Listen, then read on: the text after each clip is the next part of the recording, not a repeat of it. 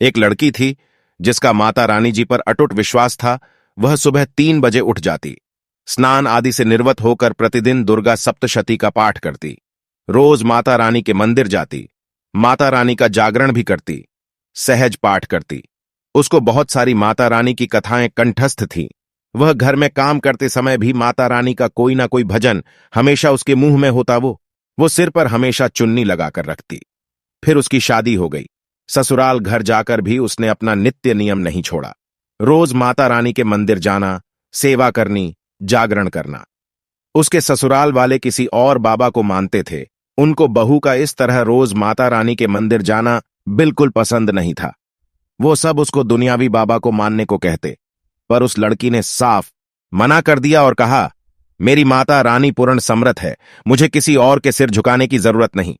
पर उसके ससुराल वाले कोई ना कोई बहाना ढूंढते कि किस तरह इसको नीचा दिखाएं। एक दिन उसके ससुराल वालों ने कहा कि अगर तेरी माता रानी पर तेरा विश्वास पूर्ण समर्थ है तो इस महीने की 31 तारीख तक वो आप चल करके हमारे घर आएं। अगर वो आ गई तो तुझे कभी भी माता रानी के मंदिर जाने से नहीं रोकेगे, और अगर नहीं आई तो तुम कभी भी मंदिर नहीं जाओगी। पर उस लड़की को तो पूर्ण रूप से विश्वास था। उसने कहा, मुझे मंजूर है। उसने रोज सुबह माता रानी के मंदिर जाकर अरदास करनी शुरू कर दी और कभी कभी रो भी पड़ती और एक ही बात कहती कि माता रानी जी, मुझे आप पर पूरा विश्वास है। दिन निकलते गए, आखिर 30 तारीख आ गई। उस रात लड़की बहुत रोई कि अगर सुबह माता रानी जी घर ना आए तो मेरा विश्वास टूट जाएगा। उस रात 3 बजे के बाद बहुत बरसात हुई। उस सुबह लड़की माता रानी जी के मंदिर नहीं जा सकी। जब सुबह हुई तो उसी गांव के माता रानी के मंदिर के पुजारी ने देखा कि माता रानी के मंदिर की कच्ची छत से पानी लीक हो रहा है। उन्होंने सोचा कि कहीं कुछ गलत ना हो जाए, तो गांव के कुछ समझदार लोगों को बुला के हालात बताए। सबने यह सलाह की कि जब तक बरसात नहीं रुकती और छत ठीक नहीं होती, तब तक माता रानी जी का पावन स्थान किसी के घर में स्थापित कर देना चाहिए, ताकि बेअदबी ना हो। तब पुजारी जी ने कहा, रोज यहां एक लड़की आती है जो कभी कभी माता रानी का पाठ और जागरण भी करती है और सेवा भी बहुत करती है।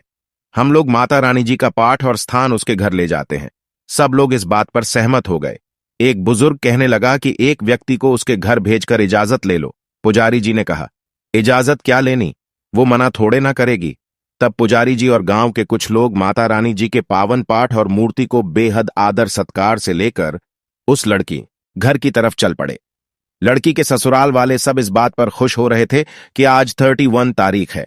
अगर माता रानी जी ना आए तो कल से इसका माता रानी जी के मंदिर जाना बंद। तभी दरवाजे पर दस्तक हुई। जब ससुर ने दरवाजा खोला तो सामने मां जगत जननी का पाठ और मूर्ति। वो तो दंग रह गया। पुजारी जी ने कहा, जल्दी से कोई भी एक कमरा खाली करके उसकी अच्छी तरह से साफ सफाई करो, माता रानी की जी का पाठ और मूर्ति स्थापित करना है। उस लड़की ने बहुत चाव से कमरा साफ किया।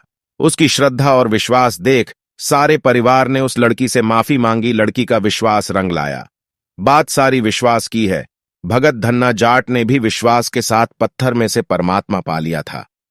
मां जगत जननी भगवती जी आज भी पूर्ण रूप से समृद्ध। कमी माता रानी जी में नहीं, हम में है। हमें मां भगवती में विश्वास नहीं है। हम कोई भी काम अपनी बुद्धि को आगे रखकर करते हैं और माता जी के प्रति विश्वास और आस्था को पीछे तभी तो बाद में दुखी होते हैं। भक्ति सारी विश्वास पर खड़ी है, इसलिए माता रानी की पर विश्वास बनाओ। कुछ भी असंभव नहीं है। बस कभी भी शक ना करो कि मेरी मां जगत जननी यह कर सकती। नियत साफ रखो, विश्वास रखो कि हां, मेरी मां जगदंबा सब कुछ कर सकती हैं। विश्वास मतलब के लिए मत रखना, दिल से प्रेम करना।